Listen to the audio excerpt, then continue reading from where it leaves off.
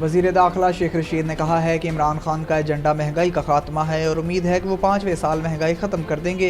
रावलपिंडी में press conference करते हुए वज़ीर दाखिला शेख रशीद का कहना था कि हर पार्टी चाहती है कि इस्टेब्लिशमेंट इसके सर पर हाथ रखे, लेकिन अच्छी बात यह है कि इस्टेब्लिशमेंट मुंतखब हुकूमत के साथ है। इमरान खान 5 साल पूरे करेंगे।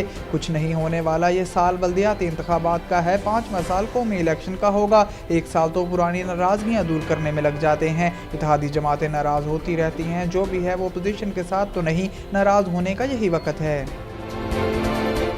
इस्लामाबाद सेनेट इजलास में कौमी सलामती पॉलिसी का मसवदा पेश न करने पर अपोजिशन ने शदीद एहतजाज करते हुए चेयरमैन के डाइस का घेराव कर लिया। इजलास में इजहार ख्याल करते हुए अपोजिशन रुकन सेनेटर श्री रहमान ने कहा कि जिस कौमी सलामती पॉलिसी की मंजूरी दे दी गई है वो सिर्फ एक कागज़ होगा, एक जानिब कागज़ का टुकड़ा होगा, दूसरी जानिब ज़मीनी हक़ाइक़ कुछ और होंगे। श्री रहमान ने कहा कि ये कहाँ की सिक्योरिटी पॉलिसी है जब स्टेट बैंक गिरवी रखा जा रहा है। कौन सी सिक्योरिटी पॉलिसी जिसमें IMF मुल्क की इकनॉमी चलाएगा।